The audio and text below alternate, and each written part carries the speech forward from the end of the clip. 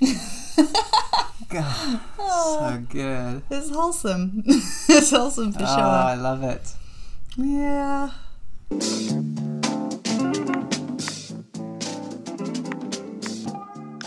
Kia ora koutou. Hello all and welcome to the Joe Blogs Poetry Podcast, a short and light exploration of the poetry found in the pockets of people I've met. I personally struggle to read poetry, but love to hear people reading out their own work. Join me as we delve into the wacky world of words. What's your name and where are you from? My name is Asha and I live in Wellington, but I'm from Waiheke.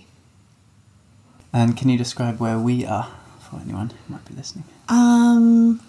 We are in my lounge, sitting on the floor, drinking tea, on a kind of grey, windy, typically Wellington sort of day. Yeah. What do you think of when I say poetry? What does it mean to you? I think it means something where all of the words are in exactly the right place. You know? Like it's a...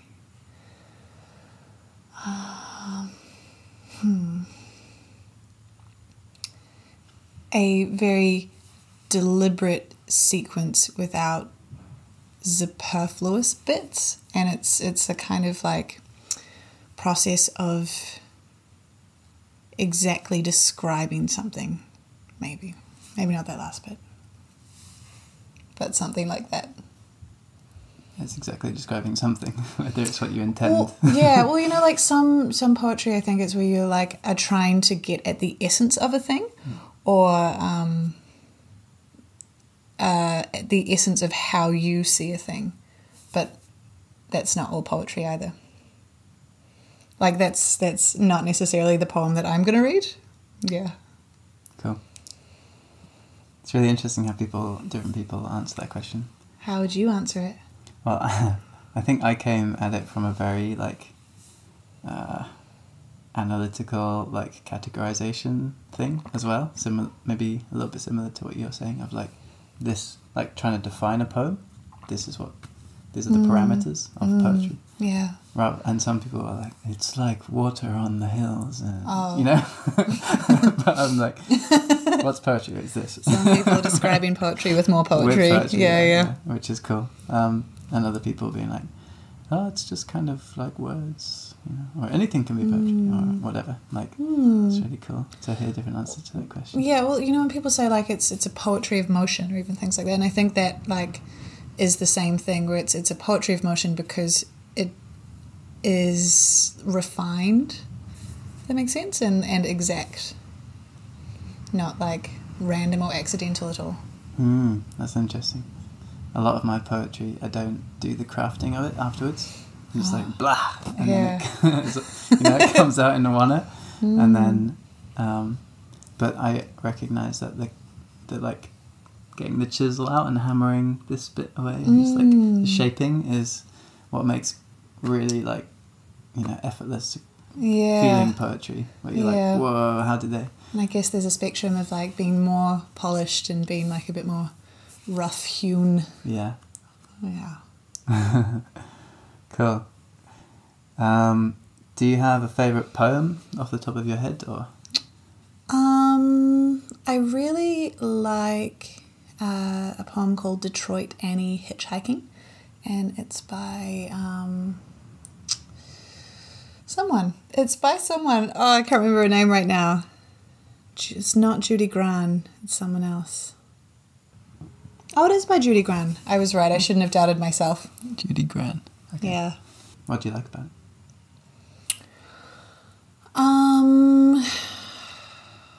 What do I like about it? I don't know. I like the way it sounds when it's spoken aloud, and I don't know. I just like it. I don't know how to explain it. That's cool. Yeah. Do you find in general that you find poetry more accessible if it's spoken or read? Yes, I think poetry is usually better when it's read aloud, unless it's got some kind of like fancy formatting. Yeah, that is like meant to be looked at and noticed. Yeah. Like zine poetry. Yeah. Yeah. Cool. Yeah, I find the same. That's why I'm doing this actually, is because I struggle.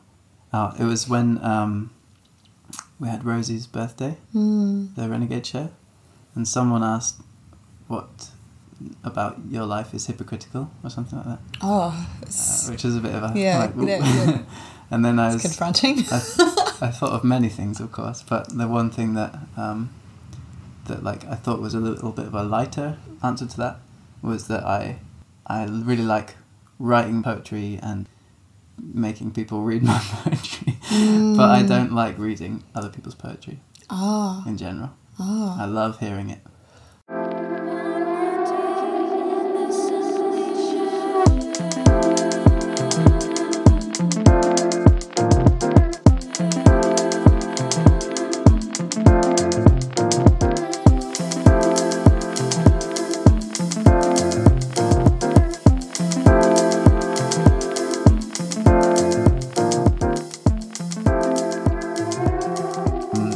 Cool. And then, do you have some poems that you'd like to share? Yeah. Yay. So this one is called Thelonious Tree, and I actually wrote it a while ago, and it's the only rhyming poem I've ever written, and it was real fun, and kind of like easier to write in a way, because when you're rhyming things, like there are only so many, variations of anything you can do, so you're kind of limited by like what the fuck rhymes with slumber.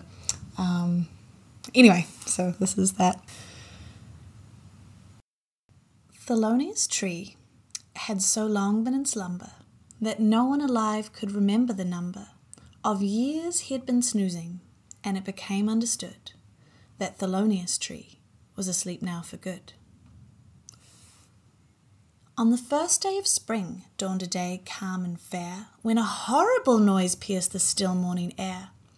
It rattled his roots, yes, it shuddered his trunk, and dimly Thelonious heard the ka-thunk that rustled his leaves where birds were at nest, till grim and confused he was roused from his rest. Ancient Thelonious opened one bleary eye, saw the soil caked with concrete, saw how smog choked the sky, and worse still he saw that clamorous sound belonged to a man far below on the ground with an axe in his hands, and the axe went ka-thunk each time it was buried in the side of his trunk. From a slumber so deep it had lasted an age, Thelonious Tree woke to a terrible rage. He shook off the very last traces of sleep as he pulled out his roots from their place in the deep. He reached down and with a sickening smack threw that axeman so far he would never come back. The man landed far off in the limbs of some trees where he threw down his axe and he yelped out a please that the trees were alive. Why, I never did know. I'm done with my axe now, I'll just help things grow. Meanwhile, Thelonious Tree found that nothing was green. There were but stumps in the earth where his friends once had been. They were now houses and fences, they were table and chair, they were burning in chimneys and polluting the air. Heart heavy with grief, he at last understood that the humans cared nothing for trees, only wood.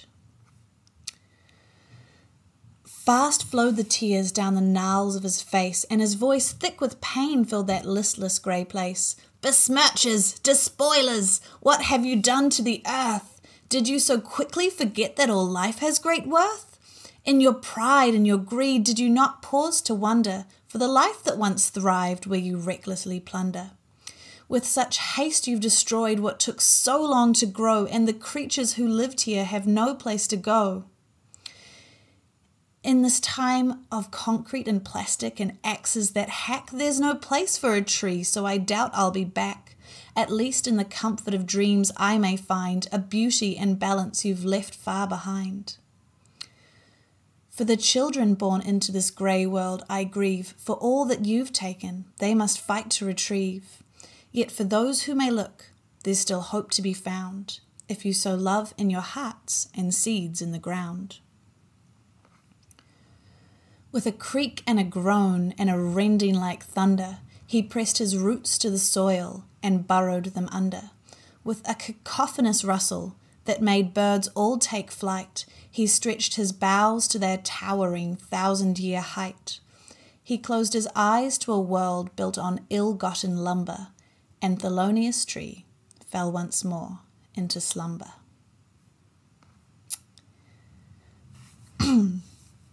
But, perched high in the canopy, like some great wingless bird, a young boy was weeping, having heard every word that Thelonious spoke in his anger and pain, and he swore that he'd not let it happen again. For in those last hopeful words he'd found a truth most profound. Sow love in your hearts and seeds in the ground. So young Felix Finch filled his pockets with seeds, pushed them into the dirt and said, "I'll take care of your needs." Each day he returned to give them water and care, till seedlings pushed through where the soil had been bare. And still he returned, sowing seeds, sowing love, in the shade of Thelonious, sleeping soundly above. Then along came a businessman, oily and slick. He had sharp, beady eyes and his words came out quick. "You're wasting your time growing things in the soil. You get nothing for all of your work and your toil. There are so many things we could build in this spot, like a shiny new mall with a big parking lot." But young Felix Finch kept on tending the earth, said, "I do this because I know life has great worth." The seedlings grew taller and steadily stronger, and young Felix Finch, though a child no longer, returned every day, sowing seeds, sowing love, with Thelonious Tree snoring softly above. Then along came a businessman with a checkered grey tie, and a shark in his smile and a gleam in his eye. He said, "There's a great deal of wealth to be made from this land. If you'd like, I could help you. I'll lend you a hand. As it so happens, I know a great number of people who'd buy from you all of this lumber." Felix Finch shook his head and kept tending the earth, said, "I do this because I know life has great worth." The years passed by and the forest matured. The years passed by, and as the forest matured, it was home to all manner of creature and bird. Felix Finch had grown old now, his face deeply lined. His eyes were now dimming, but they were twinkly and kind. Though his back had grown stooped, and he was knobbly of knee, he hobbled each day back to Thelonious Tree. Then along came a businessman with a black leather case and a spotless white shirt and greed on his face. He said, "This forest you've grown with such effort and care has for years now been cleaning the smoke from the air. You put in the work, planted tree after tree, so why should the people breathe your air for free? I've crunched all the numbers and done some deducing. We'll grow rich from the oxygen your trees are producing." Old Felix Finch fixed the man with a glare. His voice thundered out, "How can you not care? For the plants and the animals who share this great earth, how can you not see that all life has great worth? In all of my years, the greatest peace I have found is sowing love in my heart and seeds in the ground." His words hung in the air. They drifted up on the breeze. They rustled their way through the rooftop of leaves. They were heard quite by chance by a passing-by bee, who whispered them softly to Thelonious Tree. Thelonious, the loneliest, whose heart had been broken by the world he had beheld last time he had awoken, with great trepidation opened one bleary eye to see a vast forest beneath a clear sky, planted and cared for by the love of one child. The loneliest tree awoke once more and smiled. And that's the end.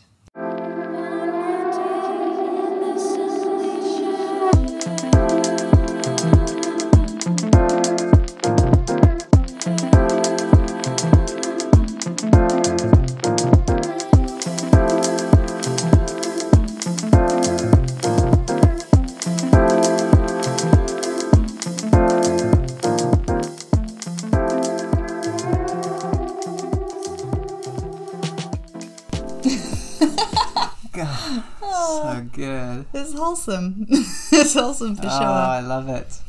Yeah. And I've sort of like thought about getting it illustrated and published from time to time, but I don't there's like quite a lot for someone to illustrate, and I don't really know how you publish a book. Yeah. Yeah, so that's where that's at. Cool. I mean, it's so publishable. Yeah, I mean, it's sort of, because it sort of reads like a children's story, but then it's also got quite a lot of like inaccessible vocabulary. So I don't know, like it's a kid's story, but then it's also got words like cacophonous. Though I did take out ecological niche because I was, well, A, because I had to pronounce it as niche to make it rhyme, but also B, because it's like, people don't know where fucking ecological niche is. Yeah. Thank you for listening. Oh, thank you so much for sharing. That's awesome. It makes me think of the Lorax and of the Ents. Wow, that's exactly how I visualize it. Yeah. Yeah. It's like literally how I've described it to people. So I'm glad that came across. Huge thanks to Asha, that was amazing, and I'm sure you agree that that thing deserves to be in a book with some epic illustrations. I'd buy it for sure. If there's any publishers out there listening, get in touch and I'll hook you up with Asha. Thanks again to Adrien Sawyer for the backing track, which this week was Simulation. I'll link to his album in the description.